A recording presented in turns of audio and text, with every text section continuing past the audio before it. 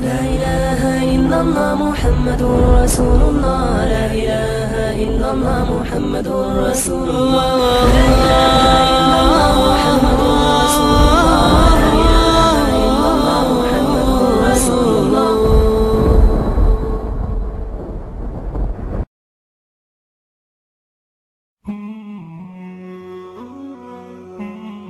We must stop all of this arrogance and sectarianism amongst some of the community members that we have, who only have one way of doing things. One way. There's only one way. My way or the highway. And that's it.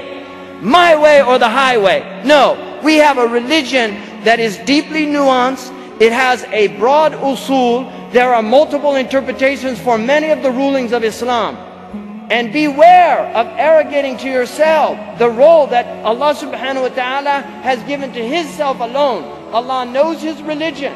Most of the ijtihadat of our great scholars were done by signing their fatwas with Wallahu a'lam, Wallahu wa rasuluhu a'lam. Allah knows best. In other words, this is the best I can do, but Allah knows best. We have to stop all of this madness where somebody says, Ya akhi, haram. You can't, that's haram. Is that mujma' alayh? Is it agreed upon? Have you studied these books? Have you studied the usul? Because there are some things that the ulama say, there's a difference of opinion. Some of the ulama differ on certain things. And you will have this. You will have opinions of ulama that say, the halal is clear, the haram is clear, and between them are gray areas. Many people don't know them. Only the ulama are expertise in these, and we're talking about the giant ulama, not people who have studied and done their nizami course or done their graduate from 4 years at a Islamic university. No, some of the teachers I studied with studied for 30 years at the hands of their teachers. 30 years. And they have lifelong learners. Sheikh Abdullah bin Bayya, one of the greatest living scholars today, he studied until he studied from the time he was about 4 years old until the time he was 21, every day, 5 to 6 days a week, 10, 15 hours a day, pure study with his father and the other teachers. He memorized 10 qira'at of Quran. He memorized all of the dawaween of the pre-Islamic Arabs. He learned all of these texts in Arabic grammar and learned the Alfiya, the Ihmirar, another 1,000 lines after the Alfiya. He studied the Kafiya.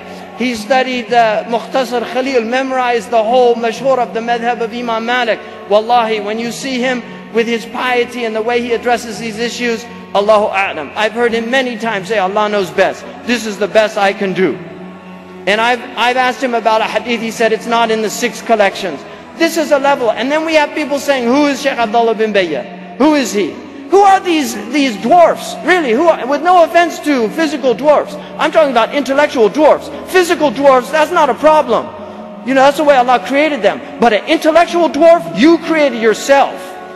Allah gave you the ability to expand your mind. If your mind is not expanded, you are to blame. But knowledge comes with patience. That's what we need. We need a bit of unity.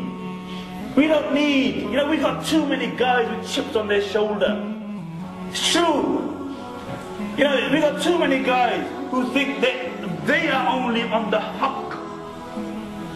But that is the truth. Because you know why? Because this is the worst form. This is the worst form of haughtiness. This is the worst form of pride. That when you give your pride a religious paradigm, a religious justification, so you think you can speak condescendingly to other people. You think that you have a God-given right to look down on other people because you're on the haqq and they're on the batil. If you really are concerned, then work on the brother or the sister. Be nice. Be nice to the person. And this is why, you know, especially at this age, you know, at the university age, we have too many people of that disposition who cause, you know, disunity. Nobody in 1400 years, the Ahl Sunnah have certain parameters. Yeah, the parameters have been written by the ulama. But nobody in 1400 years has the entire ummah agreed on one way. Never. Never in the time of the Sahaba. So why are you shoving your opinion down other people's throats and causing disunity and discord in the Muslim Ummah?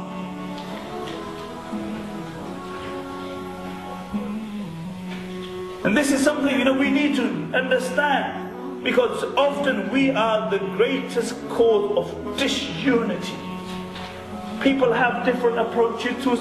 As long as they're within the confines of the Ahl Sunnah wal Jama'ah, that's fine.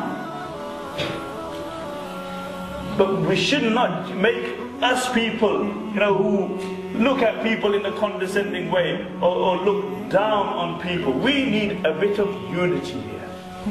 The Muslim Ummah needs unity. And if you don't realize it now, then wallahi, I don't know when you're going to realize it. I don't know when you're going to realize it.